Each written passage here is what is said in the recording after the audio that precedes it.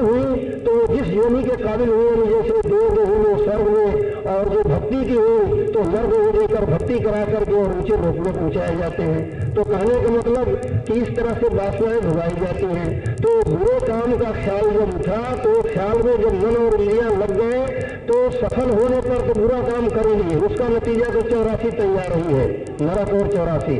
और असफल हुए तो भी वो बार बार घुटने से वासना हुई और उस बुरी वासना से 84 में जाएगा। तो भाई ये मनसा का पाप तो दौड़ करके लगा, मनसा का पाप तो दौड़ के लगा।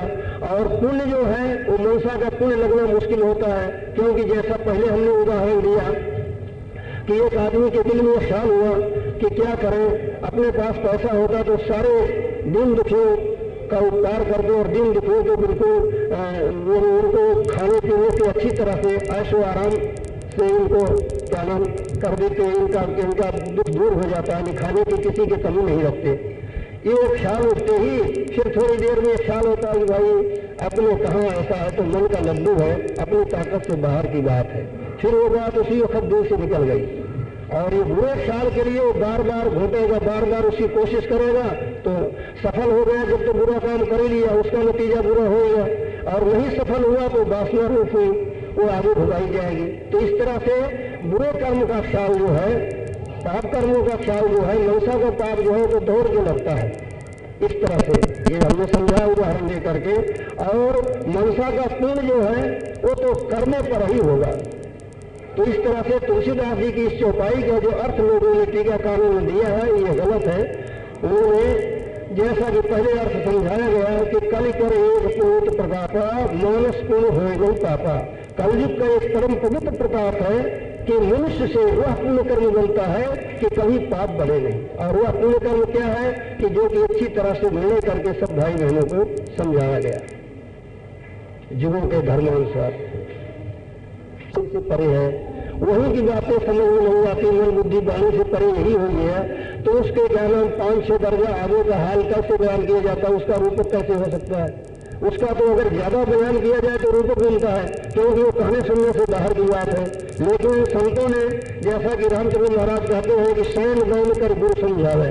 गुरु क्या करते हैं, बैनों में सैन यानी इशारा करते हैं, तो इशारा ये समझाया जाता है। और जिज्ञासु जो जिनके अंदर भगवत प्रेम है वही इस इशारे को समझ सकते हो, वरना ये विद्या बुद्धि से बाहर की बात है। और निर्णय शक्ति जगी हो, जिसके अंदर भगवत दर्शन की उमंग उठी हो, उनकी समझ में बातें आ जाती हैं। और इस कच्चे तत्वों का भी जो है यही इस समझ में नहीं आता। इसी को ही क्या नाम ऋषि मुनियों ने मन बुद्धि वाणी से परे करार दे दिया है, मन बुद्धि वाणी से परे करार दे दिया है। तो फिर इससे 3-4 दर्जा आगे का हाल कैसे, और वहां का रूप कैसे होता है? तो अरूप है। अब उसका अनुभव देखना चाहते हो तो आध्यात्मिक साधना करो, कलयुग के धर्मानुसार सुरक्षित योग की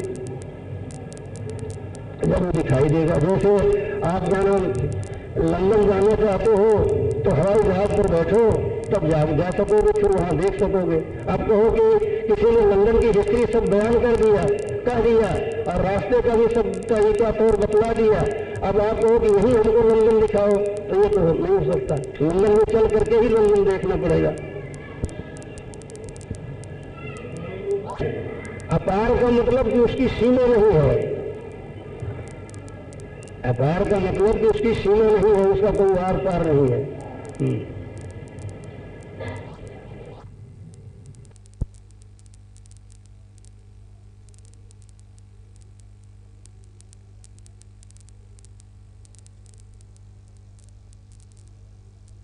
शब्द बोला गया है, सब भाई बहन सुनते गए हैं। इसमें सदगुरु कबीर साहब ने कितना चिताया है, और इसीलिए संतों ने चिताया है कि जीव किसी कदर सर्वेश्वर प्रभु की भक्ति करके सदा के लिए दुखों से छुटकारा पावे।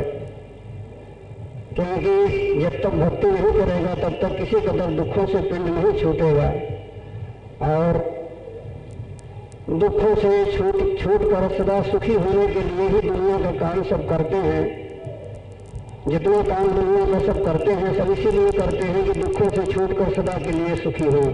लेकिन सुख होना तो दूर रहा, एक न एक दुख हर एक के पीछे लगा रहता है, चाहे कोई साधारण हो या असाधारण। यानी साधारण आदमी हो या बहुत बड़ा आदमी हो, विद्वान हो या अनपढ़ हो, सबके पीछे कोई न कोई दुख लगा रहता है।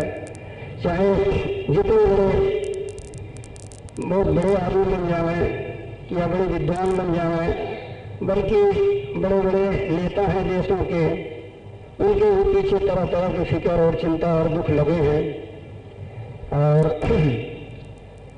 साइंसदान हैं, जो साइंस वाले इतनी उन्नति कर रहे हैं, वो भी हर एक फिक्र में हैरान रहते हैं और उनको कुदरती दुखों से छुटकारा पाने की किसी तरह उम्मीद नहीं दिखती है।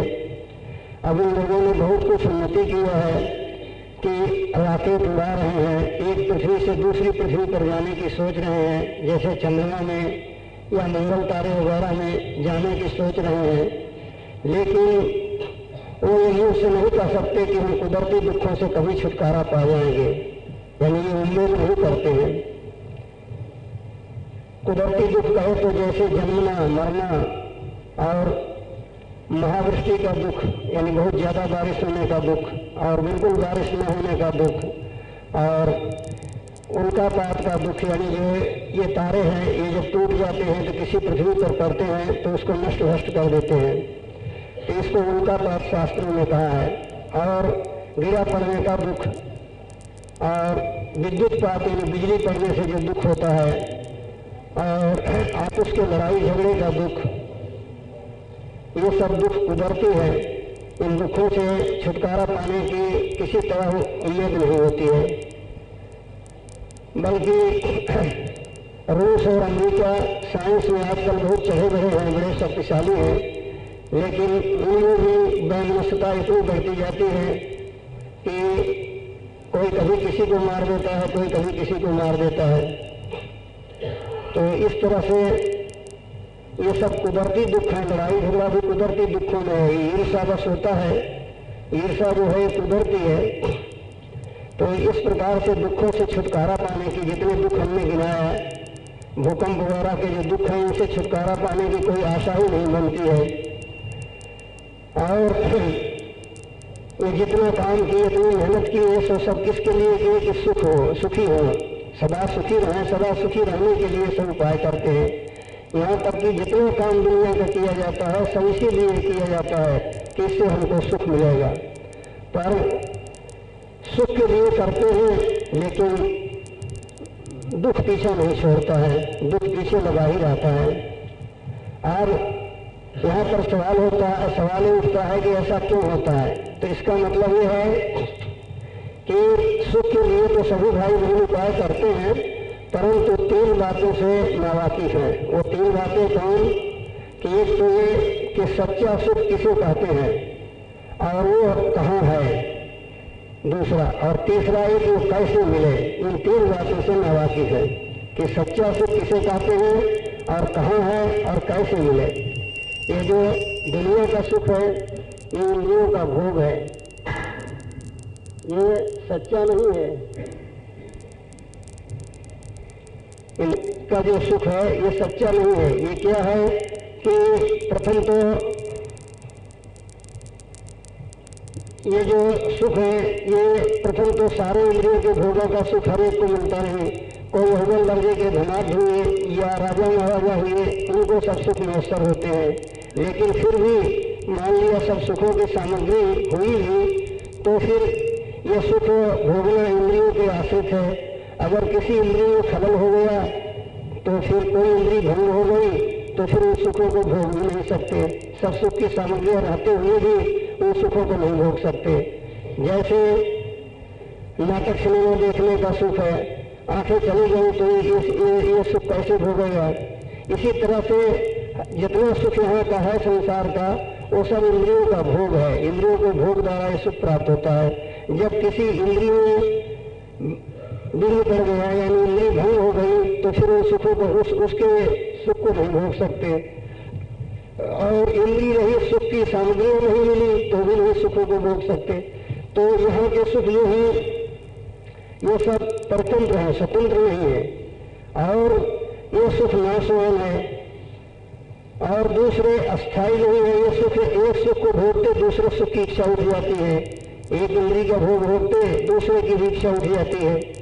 तो यहाँ का सुख जो है ये सब नाशवान है और परतंत्र है और झूठा है, इसलिए ये सच्चा सुख नहीं कहा जा सकता। सच्चा सुख जो है वो इसके बरखिलाफ वो हमेशा रहने वाला है और वो इंद्रियों का विषय नहीं है, इंद्रियों से वो सुख नहीं भोगा जाता। आत्मा जो है ये अजर अमर अविनाशी है, ये उस सच्चे सुख का स्वयं भोग करती है और वो सुख स्वतंत्र है, किसी न तो इंद्रियों के आश्रित है न कोई सामग्रियों के आश्रित है। वो इंद्रियों और सामग्रियों की उसमें जरूरत नहीं है, बल्कि आत्मा स्वयं आनंद स्वरूप है और आत्मा खुद अपने आनंद स्वरूप आनंद का अनुभव करती है। तो वो सच्चा सुख है। अब ये हुआ कि सच्चा सुख जो है वो स्वतंत्र है और हमेशा रहने वाला है और एक बार जब जीव को प्राप्त हो जाता है तो फिर कभी नाश नहीं होता। और यहाँ का जो सुख झूठा है इसके लिए बार बार प्रयत्न करना पड़ता है। जैसे अभी इस वक्त खाए खाकर भाग गए तो सवेरे फिर भूख लगेगी, फिर उसके लिए सब सामान तैयार करो, बनाओ, खाओ। तो इस तरह से इंद्रियों के भोग जो है ये बार बार भोगने पड़ते हैं और फिर भी इनमें कठिनता है, ये परतंत्र है, स्वतंत्र नहीं है और ये नाश होते रहते हैं। इंद्री अगर नष्ट हो गई तो फिर उस सुख को भोग नहीं सकते। इस तरह से सब सुख जो है झूठे हैं, परतंत्र हैं, इसलिए ये सुख सच्चे नहीं कहे जा सकते, हमेशा रहने वाले नहीं हैं। और सच्चा सुख जो है वो उस सुख का आत्मा अनुभव करती है और वो एक बार प्राप्त हो जाने पर फिर कभी नाश नहीं होता, हमेशा कायम रहता है और वो इंद्रियों का विषय नहीं है, आत्मा खुद उसका अनुभव करती है। तो अभी तो इसका जवाब होगा कि किसी सच्चा सुख किसे कहते हुए बतला दिया कि सच्चा सुख जो है हमेशा रहने वाला है और स्वतंत्र है और एक बार प्राप्त हो जाने पर फिर नाश नहीं होता और बार बार उसके लिए प्रयत्न नहीं करना पड़ता, वो सच्चा सुख है। अब वो सच्चा सुख है कहाँ? तो वो सच्चा सुख है कहाँ? तो इसका उत्तर ये है कि वो सच्चा सुख सत्य पद में है। निर्मल चैतन्य पुरुष जो है, जो सत्य पद है, वही जीव को पहुंच करके सच्चा सुख मिलेगा, क्योंकि वहीं पहुंच करके जीव अपने सत्य स्वरूप को प्राप्त होगा। जो अजर अमर अविनाशी रूप है वो सत्य स्वरूप, वो सत्य स्वरूप को जीव सत्य पद में पहुंच करके प्राप्त होगा, जिसे कि सतलोक भी कहते हैं। तो वो सतलोक में वो सच्चा सुख है। अब ये है कि जब सतलोक में सच्चा सुख है तब मिले कैसे? तीसरा सवाल यह है कि वो मिले कैसे? तो इसका जवाब ये है कि उसके लिए यह कलयुग जो है बहुत सुनहरा और लाभदायक समय है। इसमें उस सच्चे सुख की प्राप्ति के लिए सरल साधन सुरस सदयोग है।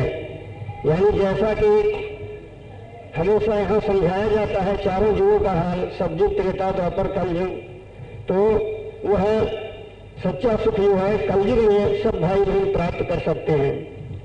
और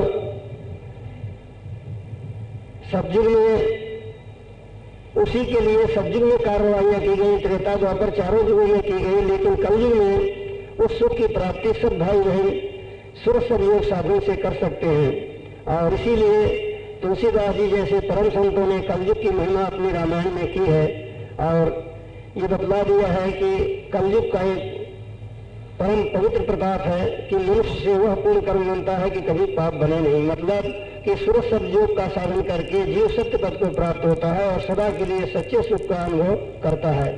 इसीलिए तुलसीदास जी ने कहा कि कल करे पुनीत प्रतापा, मानस पुण्य होए नहीं पापा।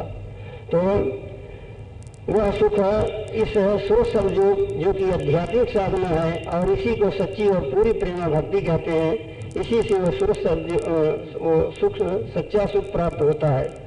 तो अब ये तीनों बातों का जवाब हल हो गया कि सच्चा सुख अविनाशी है, हमेशा रहने वाला है और परतंत्र नहीं है, वो स्वतंत्र है और इंद्रियों का विषय नहीं है, आत्मा उस सुख का भोग करती है।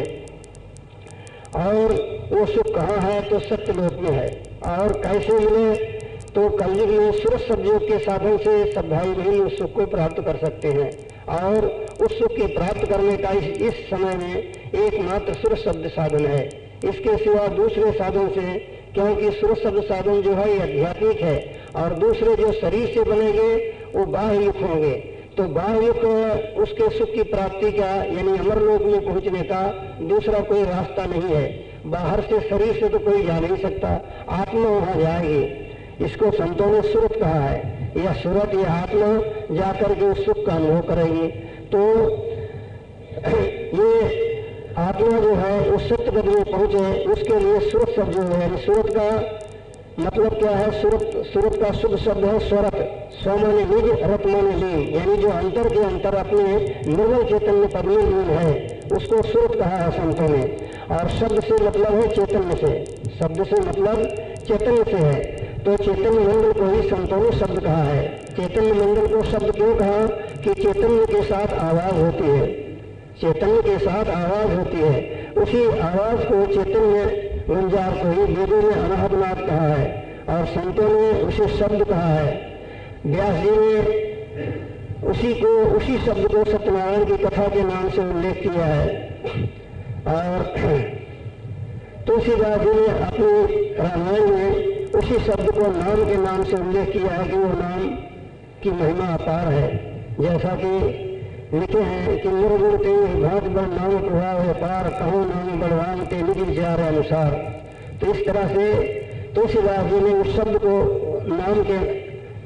नाम से उसे पुकारा है, यानी उसे नाम कह करके उन्होंने वर्णन किया है। इस तरह से संतों महात्माओं ने समय समय पर शब्द की ही महिमा किया है।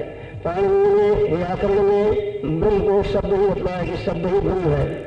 तो इस तरह से इस कलयुग में वो शब्द की कमाई जो है बहुत सरल कर दिया है। सर्वेश्वर प्रभु आप अवतार लेकर के और इस का साधन बहुत सरल कर दिया है। पिछले दिनों में ये क्या नाम मुद्रा योग, सांख्य योग या प्राणायाम योग के जरिए किया जाता था, जो कि बहुत कष्ट साधनाएं थी। कलयुग में संतों ने इसको बहुत सरल कर दिया है, जिसको कि सब भाई बहन गृहस्थ आश्रम में भी रहते हुए कर सकते हैं। और ये इतनी सरल है कि 10 साल के लड़के से लेकर 80 साल के बुढ़े तक कर सकते हैं। परंतु इसमें 2 बातों का त्याग पहले करना पड़ता है। वो 2 बातें कौन सी हैं? कि एक तो सब प्रकार के मांसाहार का त्याग, दूसरे सब प्रकार की नशीली चीजों का त्याग करके फिर इसके उपदेश का अधिकारी बन सकता है, इसका उपदेश मिल सकता है। इन दोनों बातों का त्याग किए बिना इसके उपदेश का ही अधिकारी नहीं बन सकता। तो जब दोनों चीजों का यानी नशीली चीजों का और मांसाहार का त्याग करके इसका उपदेश ले है और इसका उपदेश लेकर के इस आध्यात्मिक साधना को करना शुरू कर दे है, तो उसको ये ख्याल रखना पड़ता है कि जिस बात को या जिस काम को हम हमारे लिए बुरा समझते हैं वैसा बर्तावा हम दूसरे के साथ ही न करें। इस बात का ख्याल रखते हुए और इस साधना को हर एक भाई बहन गृहस्थ आश्रम में रहते हुए जो कुछ काम धंधा, नौकरी चाकरी, खेती बाड़ी जो कुछ करते हैं उसको मेहनत और ईमानदारी से करते हुए और अपना और अपने आश्रित जनों की परवरिश करते हुए ये इसमें से टाइम निकाल करके 2, 3, 4 घंटा इस परमार्थी कार्रवाई को भी करते चले तो प्रभु दयाल हैं, सर्व तरह से रक्षक जीव की रक्षा और संभाल करते हैं। तो वो जीव का स्वार्थ और परमार्थ दोनों बनाएंगे, क्योंकि वो दयाल है। संसार के माँ बाप जब अपने बच्चे को दुख में नहीं देखते तो दयालु प्रभु जीवों को कैसे दुख में देखेंगे। परंतु जीव जो है मन और इंद्रियों का संग करके शरीर और इंद्रियों के भोगों में सुखों में फंस करके ये बुरे कर्मों को करके अपने बुरे कर्मों का नतीजा दुख भोग रहा है। और उस दयालु प्रभु के घर में कोई कमी नहीं है। और जब वे सत्संग करके बारीकियों को समझ करके और सर्वेश्वर प्रभु का इश्क करके उनकी शरणागति अख्तियार करके और इस आध्यात्मिक साधना सुर संयोग को जो कि सच्ची और पूरी प्रेम भक्ति है इसको करेगा तो प्रभु दयाल है, इसका स्वार्थ और परमार्थ दोनों बनाएंगे। और जब वो जीव की रक्षा करने लग गए तो बुरा बतलाओ कि जीव को क्या बिगाड़ हो सकता है। जैसा कि तुलसीदास जी ने कहा कि बड़ रखवार रमापति यासु सील की चाँद सके कोई तासो, कि सबसे बड़ा रखवाला जिसका सर्वेश्वर प्रभु हुए उसके सीमा कौन बता सकता है।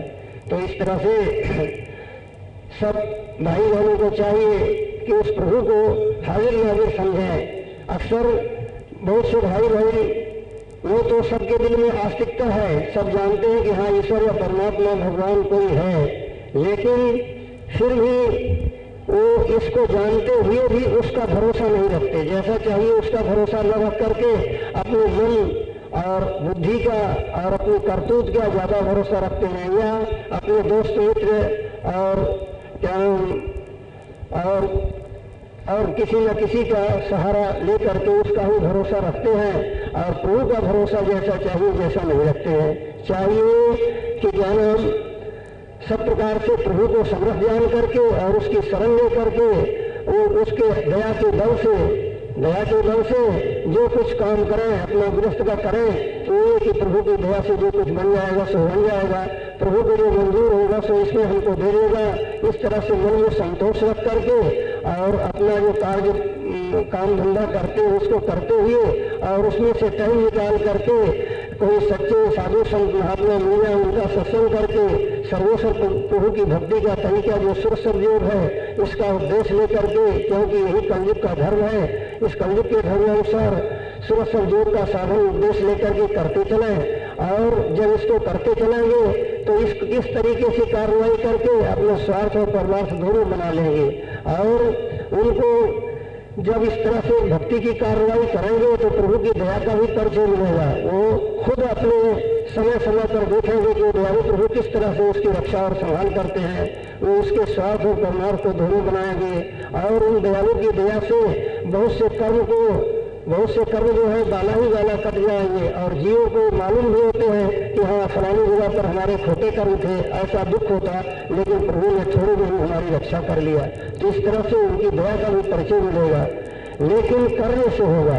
ये जहाँ तक सब भाई बहनों को समझ करके करना चाहिए, क्योंकि अभी 4-5 दिन में यहाँ चारों युगों के धर्म बयान किए गए हैं, चारों युगों के धर्म बयान किए गए हैं कि क्या किस युग का क्या धर्म है, किस युग का क्या धर्म है। उन युगों के अनुकूल और उन युगों के जैसे धर्म है वैसा करना चाहिए। अब कलयुग में आप लोग जो पिछले युगों के धर्मानुसार कार्रवाई करोगे तो मेहनत और तकलीफ तो उठानी पड़ेगी, लेकिन सफलता नहीं होगी। मेहनत और तकलीफ उठानी पड़ेगी, सफलता नहीं होगी। क्यों नहीं होगी? कि पिछले युगों के धर्म इस समय में काम नहीं दे सकते। कैसे कि देखो सतयुग था, पुराणों को और वेदों को देखो तो मालूम होगा कि सतयुग में सर्वसाधारण गुना लाख बरस की होती थी, प्राण का भाषा हड्डी में था।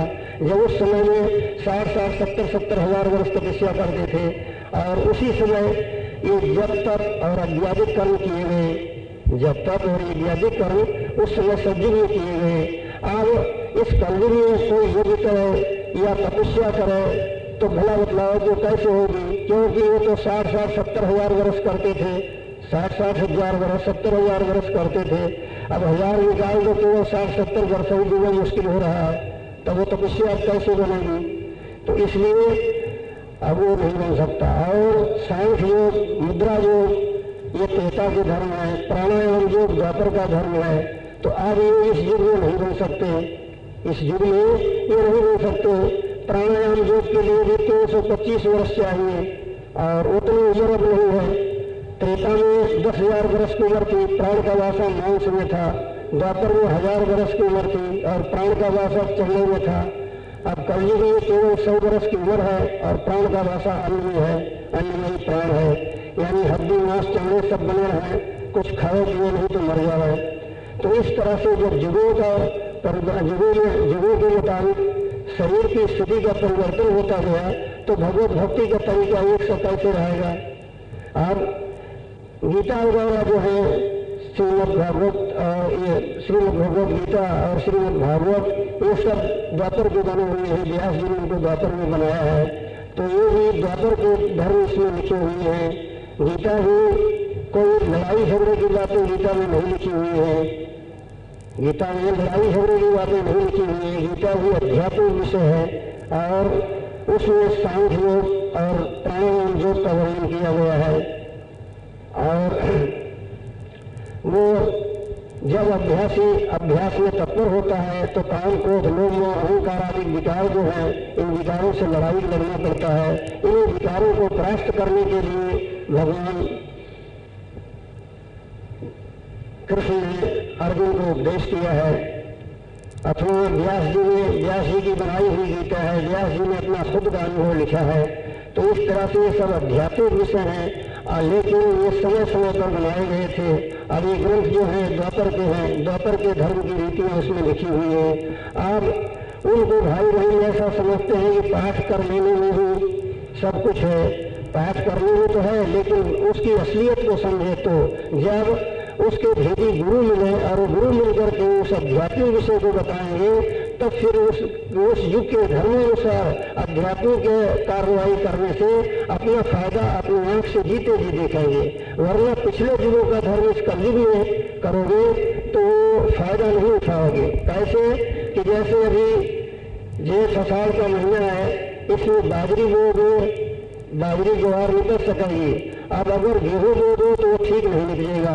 इसी तरह से जो युग है उस युग में उसी युग के धर्म अनुसार कार्रवाई करने से, उस तरीके की भक्ति करने से भगवंत का दर्शन होगा और भगवंत का उसकी दया का परिचय मिलेगा।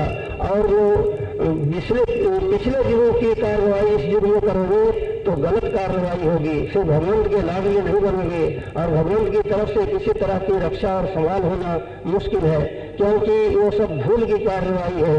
जो जीव भगवान को भूले हुए हैं उनके साथ उनका कर्म है, वो अपने कर्मों के मुताबिक दुख सुख के धक्के खाते रहते हैं। और जिन्होंने गुरु द्वारा गुरु की शरण में जाकर के भगवान का भेद उनसे लिया और भगवंत से उनकी भगवंत का परिचय हुआ और उसका भेद पा करके और उसके दर्शन का युग के धर्म युग के मुताबिक उसकी आध्यात्मिक साधना का उद्देश्य लेकर के करने लगे, तब मानो भगवान से उनका परिचय हो गया और वो फिर गुरु द्वारा भगवंत का परिचय करके और उसकी शरणागति अख्तियार करके उस सही तरीके की भक्ति करने लग गए। तो भगवंत हमेशा उनके ऊपर दया का हाथ रखता है और हमेशा उनकी रक्षा और संभाल करता रहता है और उनके कर्मों को हर तरह से काटने की कोशिश में रहता है, बल्कि कर्मों को बहुत सहूलियत से काट देता है।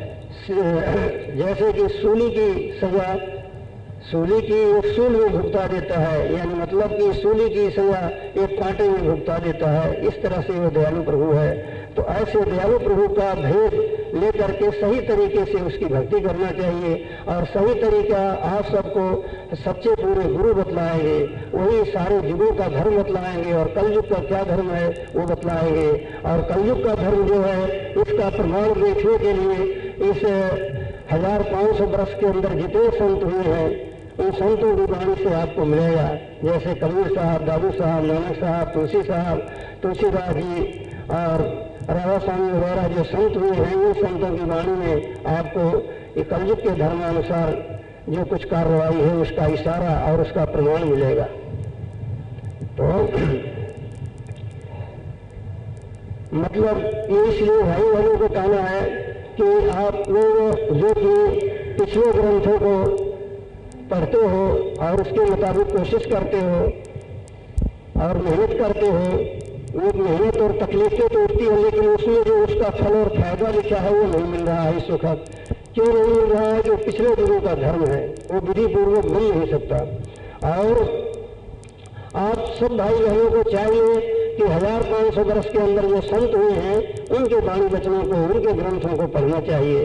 जैसे तुलसी कृत रामायण है, कबीर साहब की वाणी है, दादू साहब की वाणी है, इनको पढ़ने से क्या होगा कि उसमें इस युग के धर्मानुसार युक्तियाँ लिखी हुई हैं और वो कोई समझ में नहीं आएगी तो कोई जब उसके भेदी गुरु मिलेंगे तो सब उसकी अनुभवगम्य बातें बतलाएंगे। ये भी अनुभवगम्य है, ये भी कोई जाहिर ऐतिहासिक बातें नहीं है, ये भी अनुभवगम्य है, बहुत गूढ़ बातें हैं। जैसे तुलसीदास जी की रामायण है, ये बहुत गूढ़ है, ये बहुत गूढ़ है और उसमें बहुत आध्यात्मिक विषय वर्णन किया गया है, लेकिन कोई उनका लाडला मिलेगा वही अच्छी तरह से खोल करके समझाएगा। तो भगवत भक्ति के रहस्य और उसके गूढ़ रहस्यों को और उसके भक्ति के जो भेद हैं उनको मालूम करके भक्ति करने में ही फायदा रहता है। दुनिया के भी कोई काम अगर किए जाए और उसकी बारीकी न समझी जाए और उसका सब जैसा कि उसके क्या उसमें खर्चा होगा, क्या फायदा होगा और क्या इसमें तकलीफें उठानी पड़ेंगी और कैसे कैसे वो काम होगा, ये सारी बारीकियों का जांच किए बिना किसी काम को कर लेते हैं तो दुनिया के काम में भी नुकसान उठाते हैं। तो दुनिया के काम की जब इस कदर जांच की जाती है, जब पीछे उसको शुरू करते हैं, तो भक्ति की भी जांच करनी चाहिए। भक्ति में भी अच्छी तरह से जांच पड़ताल करके फिर भक्ति शुरू करना चाहिए। लेकिन भक्ति में कुछ लापरवाही सी दिखती है कि जिसको जैसा जैसा वही पकड़ लिया। जैसे तुलसीदास ने कहा कि तुलसी आज रियाय के परख काह में की, जाको जैसी लखपरी सो तैसी गहली। तुलसीदास जी कहते हैं कि तुलसी आज रियाय के परख काह में की, जाको जैसी लखपरी सो तैसी गहली। यानी संसार में आकर कोई जीव परख नहीं करते कि भाई सही तरीका है कि गलती तरीका है, हम भक्ति कर रहे हैं, इस भक्ति का क्या नतीजा होगा, ये भक्ति की रीति हमारी सही है या गलत है, ये ऐसी परख नहीं करते, निर्णय नहीं करते, जैसा आया जैसे पकड़ लेते हैं। तो इसलिए इसकी भी जांच करनी चाहिए। सही तरीके की भक्ति जो है वो लाभदायक होती है। दुनिया में कोई भी काम हो सही तरीके से किया जाएगा तो लाभदायक होगा, वरना गलत तरीके से नुकसान होगा। तो इसलिए भक्ति में भी उसके भक्ति का सच्चा तरीका अख्तियार करना चाहिए। और ये कहा कि भाई भगवान तो अंतर्यामी है, भगवान तो अंतर्यामी है, वो तो जो कुछ हम करते हैं जानता है, हम उसकी भक्ति करेंगे, उसके लिए सही तरीका गलत तरीके की क्या जरूरत है, हम करेंगे, वो सब जानता है। तो भाई ये तो बात सही है, भगवान का अंतर्यामी है, सर्वसमर्थ है, वो सब जीवों की सब करतूत को जानता है। वो देखता है कि जब तुम मौन रहते हो तभी भी वो जानता है कि क्यों मौन है। जो तुम बोलना चाहते हो तो उससे पहले वो जान जाता है कि क्या बोलेगा। और जब तुम क्या नाम कुछ कहना चाहते हो तो जान जाता है कि ये क्या कहेगा, पहले मालूम हो जाता है उसका, क्योंकि वो अंतर्यामी है। लेकिन हम जिस घाट से भगवान को पुकारना चाहिए उस घाट से नहीं पुकारते। अब अपने अंतर में मन है, इंद्रियां हैं, चित्त है, अंतःकरण है और जीवात्मा है, तो अब इसमें क्या नाम उनकी सबकी तरंगें न्यारी न्यारी उठती रहती हैं। तो अब किस घाट से भगवंत को पुकार रहे हो, और इनके सबके इंद्रियों के और मन वगैरह के सबके स्वामी न्यारे न्यारे हैं, सबके स्वामी न्यारे न्यारे हैं। और मन में कहाँ से कौन सी तरंग उठ रही है, मन जो है ये क्या नाम छिन छिन में तरंगें उठाता रहता है। तो भगवंत जो है वो तो पवित्र है। जब जीव पवित्र होगा, पवित्रता के साथ तहे दिल से प्रेम से पुकारेगा, तब भगवंत तक को पुकार पहुंचेगी। तो ये सब पवित्रता आना और मन की अंतःकरण की सफाई होना ये गुरु द्वारा होगी। बिना गुरु के न तो अंतःकरण साफ होगा और न जीव चैतन्य जो है जीवात्मा, न तो उस जीवात्मा से पुकारने की युक्ति मिलेगी, क्योंकि जीवात्मा से तहे दिल से पुकारें ये युक्ति गुरु द्वारा ही मालूम होगी। इसलिए गुरु की जरूरत है, क्योंकि कहावत भी मशहूर है कि गुरु के बिना ज्ञान नहीं होता, बिना गुरु के ज्ञान नहीं होता, ऐसी कहावत भी प्रसिद्ध है। तो गुरु ही वो युक्ति बतलाएंगे कि जिस युक्ति से पुकारने से भगवंत तक वो पुकार पहुंचे और भगवंत पुकार को सुन करके दया करे। इसलिए गुरु की जरूरत है। बिना गुरु के दुनिया का ही कोई काम नहीं बनता। पढ़ाई लिखाई बिना गुरु की नहीं आती, तो भगवत दर्शन की, भगवत के प्रसन्नता की युक्ति बिना गुरु के कैसे प्राप्त होगी। इसलिए गुरु तलाश करना चाहिए, जो कि आध्यात्मिक साधना द्वारा अपने अंतर में भगवान का दर्शन करके और अपनी जीवात्मा को सत्य निर्मल चेतन पुरुष में तबरूप कर दिए हों, ऐसे गुरु से क्या नाम भगवान के दर्शन की युक्ति मालूम करके कलयुग के धर्मानुसार उसकी कार्रवाई सब भाई बहनों को करना चाहिए। और जो ये कहे कि हम ये पुकार लेंगे, तो भाई क्या पुकारोगे? जैसे कि वैद्य ने एक बीमार को दवाई दे दिया और कहा कि भाई ये दवाई तुम खाओ और छाछ है, खटाई है, मत खाना। तो दवाई भी खा लेंगे और छाछ का लोटा भी चढ़ा देंगे, तो उसमें वो दवाई फायदा थोड़ी करेगी, फिर वैद्य को दोष देगा। तो इसी तरह से जब गुरु मिलेंगे और गुरु की शरणागति अख्तियार करेगा, उनके हाथों में अपनी बात जोड़ देगा, तो वो सब तरह से उसको सुधारेंगे। और जो क्या नाम अपने मनमानी रखेगा, मनमत कार्रवाई करेगा, तो वही हाल होगी कि जरा सा तो कभी पुकारा और फिर दुनिया की खुराफातियों में लग गया, दुनिया की खुराफातियों में लग गया। तो भगवान ऐसे कैसे पुकार को सुनेगा? वो पुकार को कैसे सुनेगा और अंतःकरण पवित्र कैसे होगा? अंतःकरण को, मन को पवित्र करने के लिए आध्यात्मिक साधना है और गुरु है। गुरु जब मिलेगा तब वो आध्यात्मिक साधना को बतलाएगा और उस आध्यात्मिक साधना के करने से पहले गुरु प्रेम का पाठ पढ़ाएंगे, क्योंकि आज तक भगवान बिना प्रेम के किसी को नहीं मिला है। जब मिलेगा वो प्रेम से मिलेगा, वो प्रेम का भूखा है। तब प्रेम की युक्ति या प्रेम का पाठ सच्चे पूरे गुरु ही पढ़ाएंगे और वो जब प्रेम का पाठ पढ़ाएंगे, जब प्रेम उड़ेगा तब उससे प्रभु के दर्शन की अभिलाषांतर में उसके दर्शन की विरह तड़पेगी।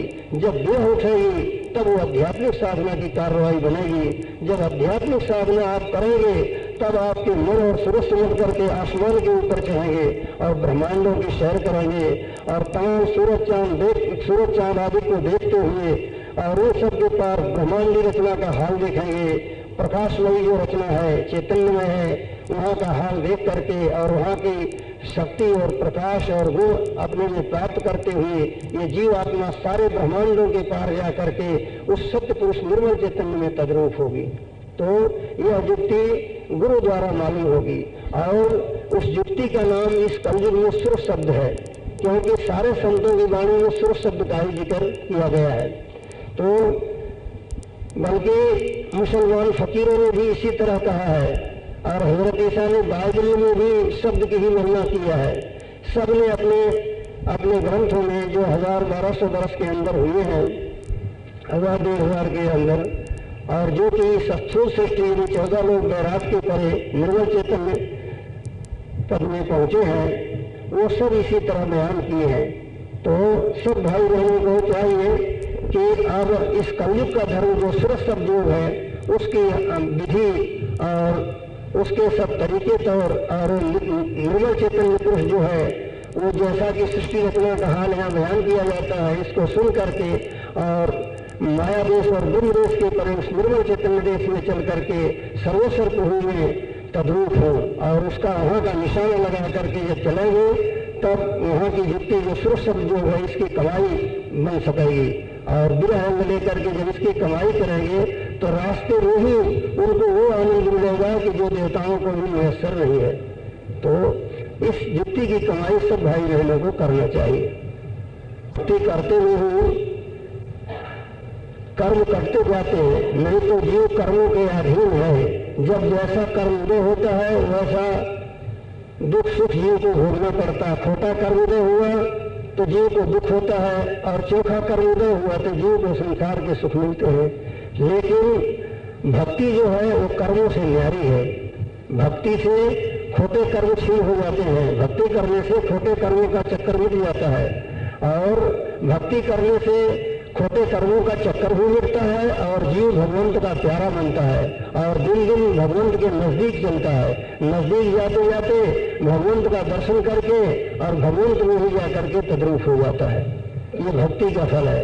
और कर्म जो है वो शुभ कर्म किया तो उससे कुछ सुख मिलेगा, किसी ऊंचे दर्जे का कर्म किया तो स्वर्ग में वैकुंठ में सुख पाएगा।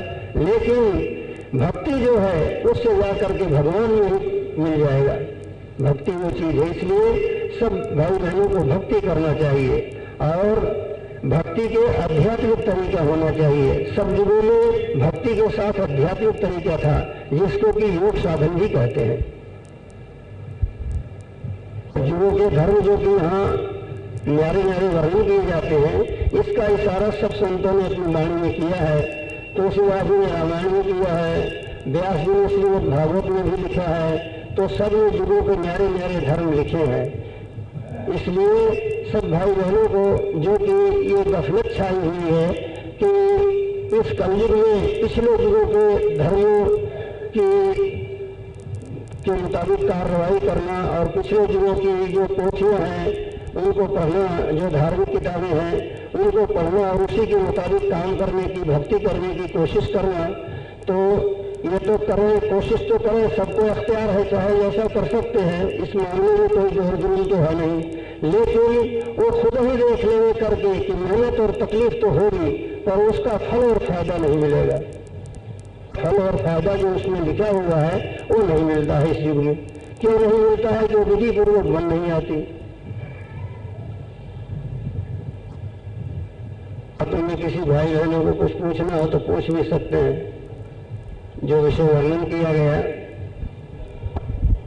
इस विषय किसी को कुछ पूछना हो तो पूछ भी सकते हैं।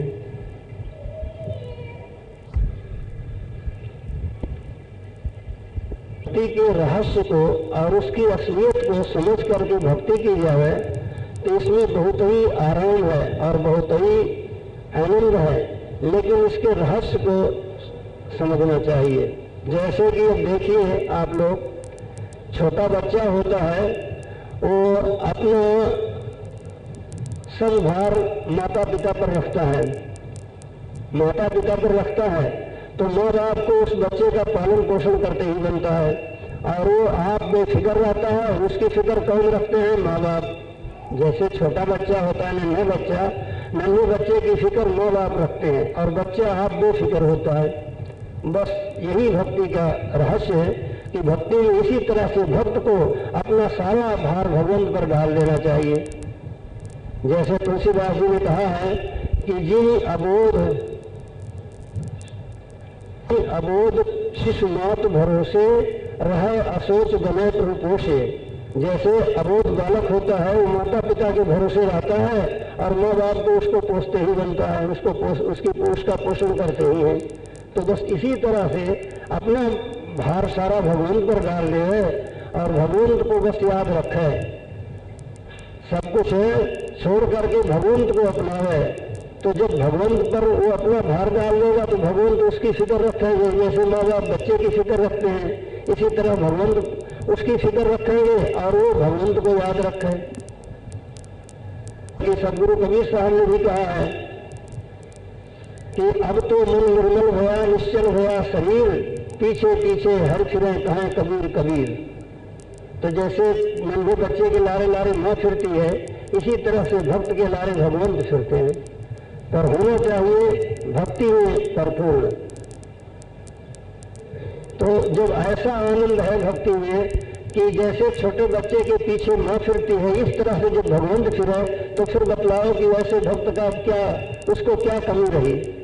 भगवंत उसके लारे माँ की तरह फिरते हैं, फिर ऐसे भक्त को फिर क्या कमी रही? भक्तों ने इस रहस्य को जान करके भक्ति की तरफ कदम बढ़ाया है और सब तरफ से अपने मन को मोड़ा है, अपने मन को सब तरफ से मोड़ करके भक्ति में लगाया है।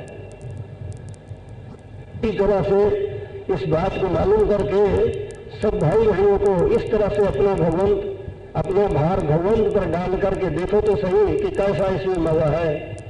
भक्ति में बहुत मजा है, लेकिन अपना भार भगवंत पर डालो और एक भगवंत को याद रखो और बाकी सबको भूलो। लेकिन ये बात कहने में तो सरल है, परंतु इसका करना थोड़ा बड़ा कठिन है।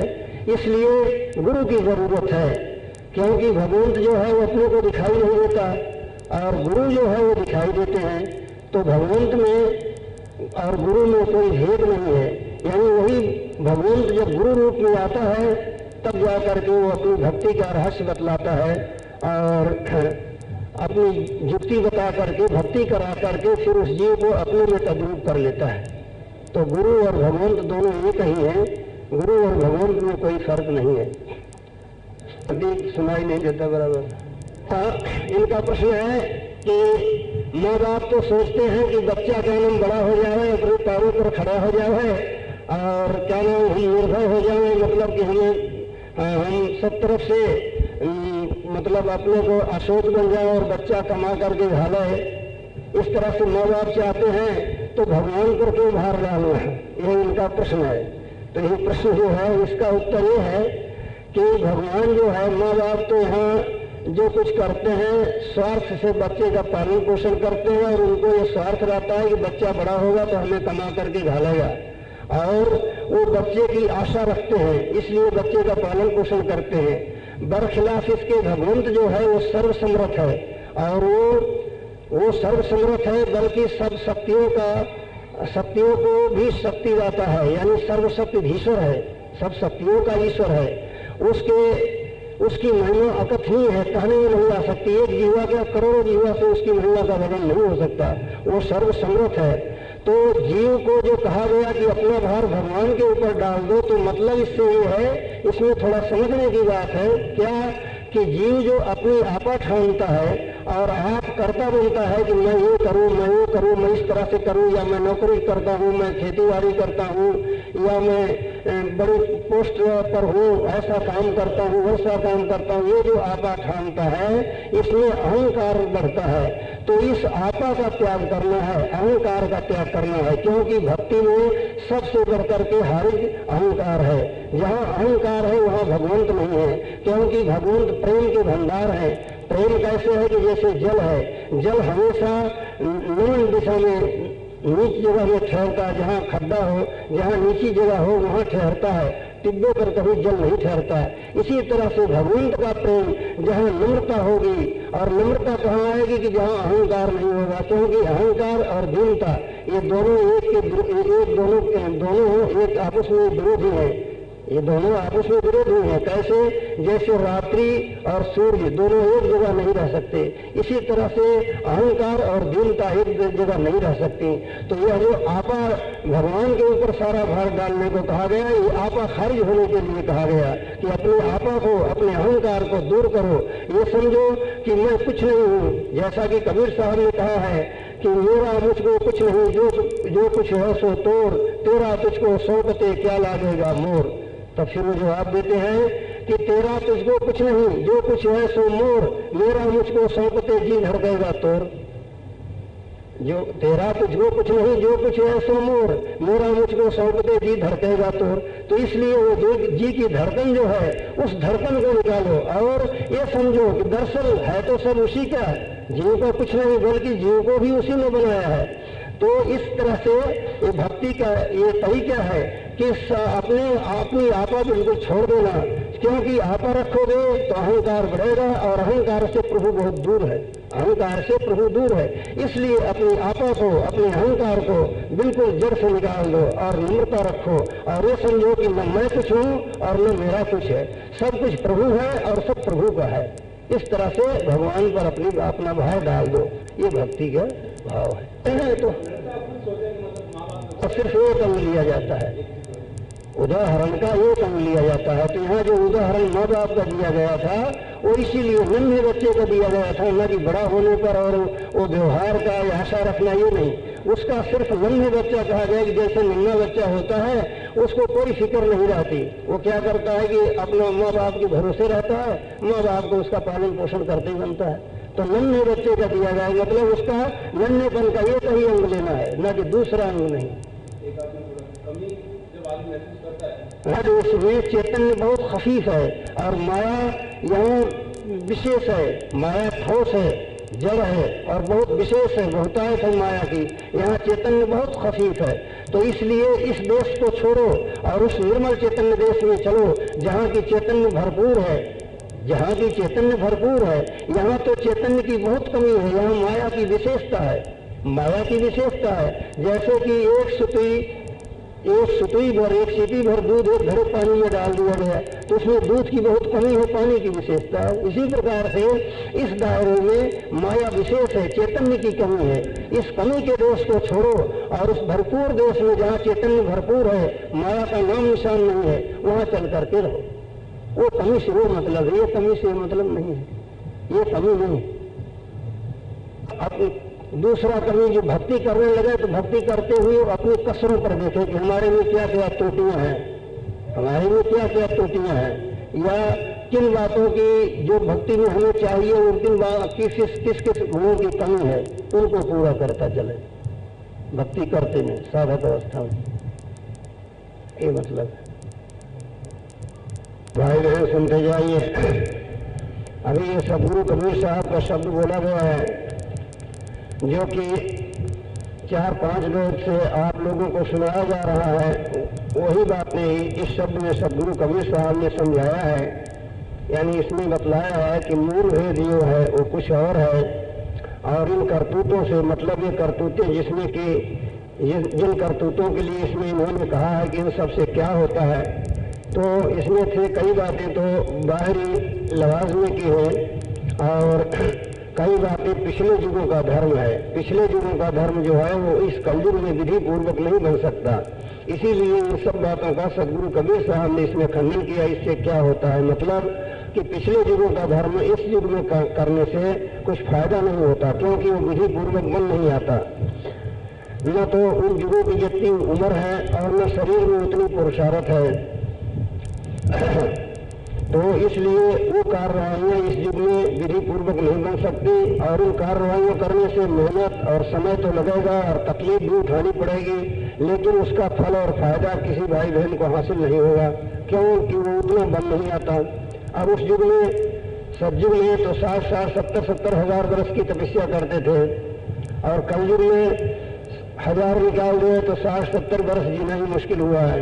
इसीलिए आप इस शब्द में इन सब बातों के लिए खंडन कर दिया है कि इनसे क्या होता है, क्योंकि इसमें सिवाय मेहनत और तकलीफ और समय खर्च करने के और कुछ फायदा नहीं होगा। इसलिए क्या करना चाहिए कि कलयुग के धर्मानुसार सब भाई बहनों को उस प्रभु की भक्ति करना चाहिए। कलयुग में प्रेम भक्ति है, और प्रेम भक्ति का आध्यात्मिक तरीका सुरस शब्द योग है। यानी सुरस शब्द योग जो है इसी को प्रेम भक्ति कहते हैं, जो कि यहाँ हमेशा समझाया जाता है। और इस आध्यात्मिक साधना को यानी सुरस शब्द योग को सब भाई बहन गृहस्थ आश्रम में रहते हुए कर सकते हैं। ये इसमें बहुत कठिनता नहीं है, और इसमें सब बातें थोड़ी थोड़ी आ जाती हैं। दूसरी साधनाएं भी इस कलयुग के अनुसार आ जाती हैं, जैसे नाम का सुमिरन भी करना पड़ता है, और इसमें प्रेम की मुख्यता है। यानी प्रभु का भेद लेकर के जो सारी सृष्टि का रचयिता है, मन और प्राण और इंद्रियों के और शरीर से सबसे परे है, और इन सबको चैतन्य करने वाला है, यानी मन और प्राण को भी चैतन्य करने वाला है। उस प्रभु का पता और भेद लेकर के और वहाँ का निशाना लगा करके और उसका भेद मालूम करके उससे प्रेम करना चाहिए। और भक्ति की युक्ति और भी गुरु एकांत में समझाते हैं, तो उस तरीके से उससे प्रेम करके और उस साधना को करना चाहिए, क्योंकि प्रेम के बिना वो साधना नहीं बनती। जो चैतन्य गुंजार है, जिसको कि नाद या अनाहत शब्द कहा गया है, वह बिना प्रेम के प्रकट नहीं होता अंतर में। यह तो अंतर में उसकी धार आ रही है, लेकिन जब तक प्रेम नहीं मिलेगा तब तक मन स्थिर नहीं होगा। मन स्थिर हुए बिना वो शब्द सुनाई नहीं देगा। इसलिए प्रेम की इसमें मुख्यता है। और प्रेम का पाठ क्या नाम सच्चे पूरे गुरुओं के सत्संग में पढ़ाया जाता है। यही जिज्ञासुओं को उपदेश किया जाता है और वही प्रेम का पाठ पढ़ाया जाता है। और जब प्रेम का पाठ पढ़ेगा तो उसको प्रीतम के लिए रोना आएगा, जैसा कि सदगुरु कबीर साहब ने कहा है कि प्रेम की घटा में बूंद पड़े पटापट। यानी जब अंदर प्रेम बढ़ेगा, प्रेम की जो उठेगी तो आंखों से आंसू टपकेंगे। तो इसीलिए संतों ने विनय के, विरह के, प्रेम के साक्षी शब्द बनाए हैं कि इसको पढ़ करके जो अपने अंतर में विरह उमड़ावें और उस प्रभु से प्रेम करें, क्योंकि प्रेम के बिना वो प्रभु नहीं मिलता। वो प्रेम का भूखा है, और प्रेम का पाठ सत्संग में पढ़ाया जाता है। तो ये कार्रवाइयाँ जिनका कि इसमें उन्होंने खंडन किया है, उसका मतलब ये है कि ये पिछले युगों की हैं, और पिछले युगों में जब करी गई तब भी वो मन नहीं मरा। जैसा कि इसमें कहे कि सांप छोड़ बांबी को कूटे अजरज खेल पसारा। यानी सांप तो बिल के अंदर बैठा है, और बिल को कूटने से, बिल को थूथने से वो सांप थोड़ी मरेगा। मतलब सांप क्या है, भावार्थ इसका ये है कि सांप तो है मन, और ये शरीर रूपी बांबी है। ये शरीर रूपी बांबी के अंदर मन रूपी सांप बैठा हुआ है। तो उस मन रूपी सांप को पकड़ना है, न कि शरीर को कष्ट देने से क्या फायदा होगा। इसी तरह एक संत ने कहा है, यानी रायण में दरियाजी महाराज भी वो कहते हैं कि दरिया सो सूरा नहीं जिन देह करी चकचूर, मन को जीत खड़ा रहे मैं बलिहारी शूर। यानी वह शूरवीर नहीं है कि जो देह को जीर्ण कर दिया, जो देह को जीर्ण कर दिया, मतलब कि देह जीर्ण होने पर भी मन अपनी खुराफातियां नहीं छोड़ता।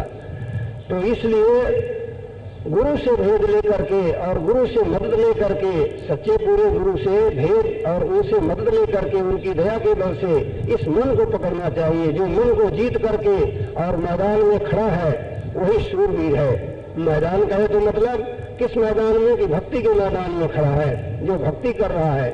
जैसे गुरु नानक साहब ने भी कहा है कि नानक सो सूरा नहीं जो लड़न दला में जाए, सूरा सो सराहिए जो मन्नर हुक्म हो जाए। गुरु नानक साहब कहते हैं कि वो शूरवीर नहीं है जो कि रण में लड़ने को जाता है और खून की नदियां बहा देता है, ये पाप है, ये सूरवीरता नहीं है। सूरवीरता वो है कि जो मन के ऊपर हुक्म चलाता है, जो मन के ऊपर हुक्म चलाता है वही सूरवीर है। तो कहने का मतलब इसमें सदगुरु कबीर साहब ने फरमाया है कि ये पिछली कार्रवाइयों से मन नहीं मरा, क्योंकि मन मरा होता तो ये मन धोखा न देता। इन कार्रवाइयों को, तपस्या वगैरह करने वालों को जो मन धोखा दे दिया है वो धोखा न देता, क्योंकि ये विचार जो हैं काम, क्रोध, लोभ, मोह, अहंकार आदि के, ये सब मन से ही उत्पन्न होते हैं। इनका सबका मूल मन है, मन से ये विचार उत्पन्न होते हैं। इसलिए जब मन पर कंट्रोल हो गया, मन पर विजय प्राप्त कर लिया, तो मानो उसने सब विचारों पर विजय प्राप्त कर लिया। तो सदगुरुओं का यही फरमान है कि मन को जानो, मन के पीछे पढ़ो। और मन के पीछे पढ़ो तो क्या कि मन से ज्यादा ताकतवर की मदद लो, क्योंकि जब किसी को वश में करना है, किसी को परास्त करना है, तो उससे ज्यादा ताकत वाला, उससे ज्यादा बलवान मददगीर तलाश करना चाहिए। तो इस मन के पावर हाउस को जानो, मन के पावर हाउस को जान करके फिर इससे ज्यादा, इससे आगे जो पावर हाउस है, जिससे कि मन का पावर हाउस भी जिसके आश्रित है, उस प्रभु की मदद ले करके और मन पर क्या नाम हमला करो, फिर मन को जीतो। जब काम चलेगा, जब प्रभु दर्शेगा, क्योंकि मन प्रभु के दर्शन के बीच में, प्रभु के धाम में जाने के बीच में मन एक पहाड़ है या एक मन विघ्न है। मन ही क्या नाम जीव को भरमा रहा है। मन तरह तरह की तरंगे उठा करके जीवों को संसार के भोगों में भरमाता रहता है और प्रभु की भक्ति नहीं करने देता। तो इस मन के ही पीछे सब भाई बहनों को पढ़ना है और मन के पीछे पढ़ने के लिए बहुत कुछ प्रयत्न करना पड़ता है। और इस युग में जो संतों ने जारी फरमाया है, उस युक्ति से ही मन बस में हो सकता है। हालांकि पिछले युगों में की कार्रवाइयां जो की गई है वो बड़ी बड़ी कष्ट साध्य थी, बड़ी मेहनत की थी और बहुत समय तक उन महापुरुषों ने किया था, लेकिन फिर भी मन उन कार्रवाइयों से नहीं मरा। कारण कि उस समय इतना ही जीवों का अधिकार था। जैसे कि अब जेठ अषाढ़ है, अब बारिश होगी तो सब लोग बाजरी बोएंगे, ज्वार बोएंगे, मक्का बोएंगे, यही बोएंगे।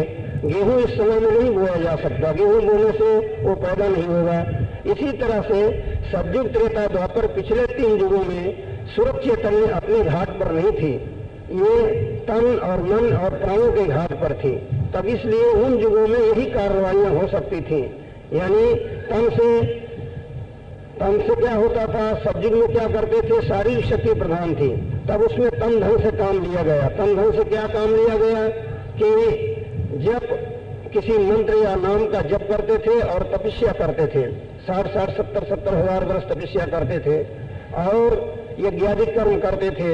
ये कार्रवाइयां सतयुग में की गई, लेकिन ये शरीर से हैं और शरीर विषय इंद्रियां हैं। इंद्रियों के स्वामी देवता आए और ये कार्रवाइयां कराए और जीव इन कार्रवाइयों को करके और देवलोक को गए, देवलोक को गए।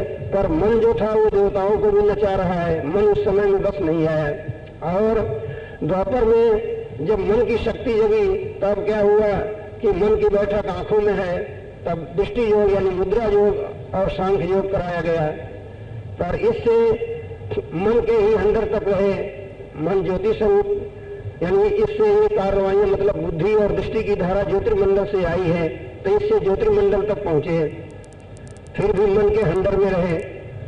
और द्वापर में प्राणायाम जो कराया गया, तो प्राणों का भंडार प्राणों है जिसे ओंकार कहते हैं, तो फिर वहां तक पहुंचे, प्राणों को आयाम किए, तो प्राणों में जाकर के लय किए, वहां तक पहुंचे। लेकिन फिर भी मन के हद के परे नहीं गए, क्योंकि मन भी वहीं से आया है, मन का वही पावर हाउस है, मन का वही पावर हाउस है। आप यदि कहो कैसे, तो मन का यहाँ क्या कर्म करता है, यानी अपने शरीर में बैठकर मन क्या करता है, मन करता है संकल्प विकल्प, मन संकल्प विकल्प करता है। पर प्रथम संकल्प कहाँ से हुआ कि ब्रह्म ने किया, जैसा कि श्रुति कहती है कि ये को हम भविष्यम, यानी ब्रह्म ने संकल्प किया कि मैं एक हूँ, एक से अनेक बनूं, बस यही संकल्प की धारा आकर के सब घट घट में मन बनी बैठी है। तो गोया मन का पावर हाउस ब्रह्म हुआ, यानी मन का भंडार ब्रह्म हुआ, तो वहां से इसको ताकत मिलती है। इसीलिए त्रिलोकी की रचना करता है और सब देवता ऋषि मुनि सबको नचा रहा है। तो अब कलयुग में चैतन्य धार जो जीवात्मा है, इसको संतों ने सुरत कहा है। ये सुरत के स्वामी सत्य निर्मल चैतन्य पुरुष है। निर्मल चैतन्य पुरुष जो सत्य है वो सुरत का स्वामी है। उस पद का निशाना लगा करके और उसका इष्ट धारण करके उसकी शरणागति अख्तियार करके सुरत सब योग करने से ये मन बस में आएगा और जब भी मन पर पूरा कंट्रोल हो करके और फिर सदा के लिए सर्वशक्तिमानता और परमानंद का अनुभव करेंगे और सब प्रकार के दुखों से छूट जाएंगे, जन्म मरण वगैरह से छूट जाएंगे।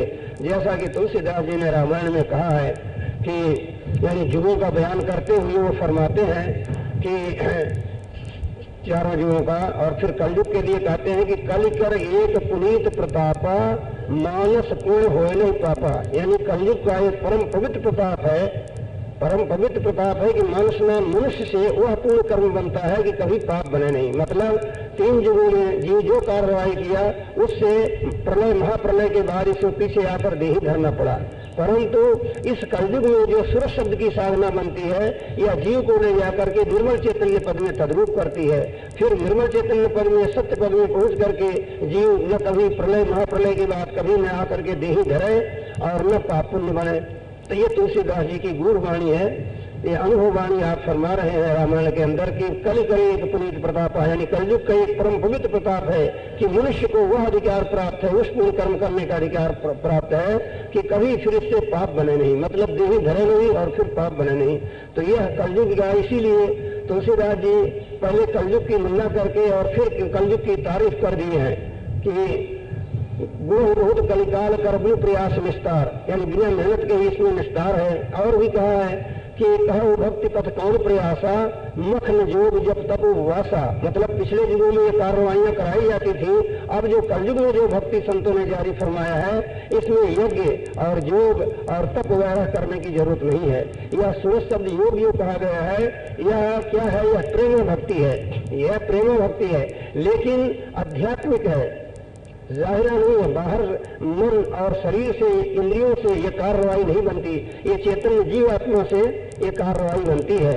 और चैतन्य जीवात्मा कलयुग में अपने घाट पर आई हुई है, इसलिए सब भाई बहनों को ये अधिकार प्राप्त है। और इस युग में सब भाई बहन इस आध्यात्मिक साधना को करके और सर्वेश्वर निर्मल चैतन्य सत्य पुरुष का दर्शन करके सदा के लिए सर्वशक्तिमानता और परमानंद को प्राप्त होते हैं। इसीलिए सदगुरु कबीर साहब, दादू साहब, तुलसी साहब आदि संतों ने इस कलयुग की तारीफ भी किया है। जैसा कि कबीर साहब कहते हैं कि सतयुग तो बंधन करे कहीं सब संत पुकार, कलयुग सम नहीं आन युग संत धरे अवतार। तो कलयुग के समान दूसरा युग नहीं है, क्योंकि इसमें संत अवतार होता है। संत जो है वो जीवों के उद्धार करता है। इसी तरह सदगुरु पलटू साहब ने भी कहा है कि भगवान जब और अवतार लेते हैं तो वो लिखते हैं कि और रूप जब धरे रहे निर्गुण संयुक्ता, संत रूप जब धरे रहे निर्गुण से मुक्ता। यानी और रूप जब धरते हैं और अवतार जब धरते हैं तो निर्गुण संयुक्त रहते हैं, और संत अवतार जब धरते हैं तो निर्गुण से भी युक्त रहते हैं। यानी वो संत सत्य पद से आते हैं और निर्गुण से भी मुक्त रहते हैं और जीवों को भी सर्वगुण निर्गुण के पार निर्मल चैतन्य पद में पहुंचाते हैं। तो इसलिए संत की महिमा सबने किया है, संत की महिमा सब संतों ने की है। और रामायण में तुलसीदास जी ने इसी को यूँ कहा है, भगवान राम ने भीलनी को ज्ञान देते हुए रामायण में कहा है कि प्रथम भक्ति संतन कर संगा, प्रथम भक्ति संतन कर संगा, दूजी रचमुम कथा प्रसंगा।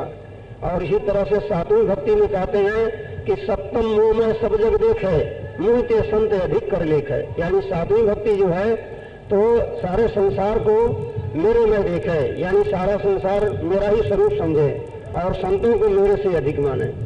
तुलसीदास जी रामायण में लिख रहे हैं। तो इस तरह से, क्योंकि संत अवतार निर्गुण से भी मुक्त है, सर्वगुण निर्गुण दोनों से संत अवतार मुक्त है, और संत ही सर्वेश्वर प्रभु के मिलने की युक्ति बतलाते हैं। और इसलिए प्रभु के लाडले जो संत हैं उनका तलाश करना चाहिए, और उनसे तलाश करके इस कलयुग के धर्मानुसार जो सूरत शब्द साधन सब संतों ने कहा है, जो अभी 1500 वर्ष के अंदर जितने संत हुए हैं सबने सूरत शब्द हेला पड़ा है, और यही इस कलयुग का धर्म है। इसी को ये शब्द जो है जिसको कि चैतन्य कहते हैं, पिछले युगों में भी शब्द की महिमा की गई है, इसमें त्रेता में, द्वापर में और अब कलयुग में संतों ने इसे शब्द कहा है, लेकिन उन युगों में कुछ और तरीके से इसका नाम लिया गया है, और इसका साधन उस समय में कष्ट साध्य था, लेकिन उसमें जो धाराएं थी, जैसे कि दृष्टि की धारा और बुद्धि की धारा और प्राणों की धारा, तो इन धाराओं द्वारा जब शब्द का अभ्यास करते थे तो वो धारा जिस मंडल से निकली है उसी मंडल में जाकर के वो धारा विलीन हो जाती थी, और वहीं तक क्या नाम अपने मन और प्राणों को और सूरत को पहुंचा सकते थे।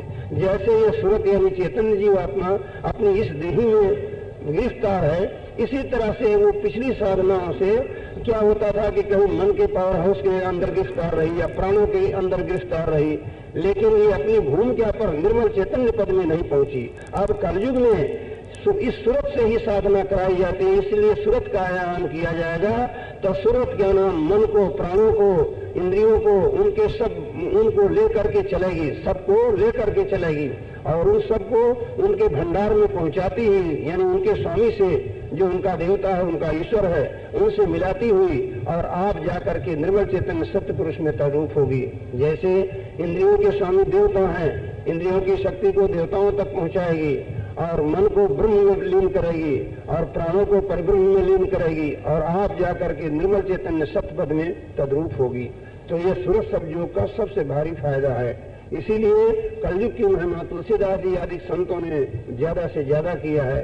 बल्कि व्यास जी ने श्रीमद् भागवत में भी एक जगह लिखा है कि कलयुग धन्य है, क्योंकि ये महापुरुष इसके ज्ञाता थे, और युगों का ज्ञान हासिल किए बिना जो भक्ति की जाती है वो क्या नाम सही तरीका भक्ति का नहीं है।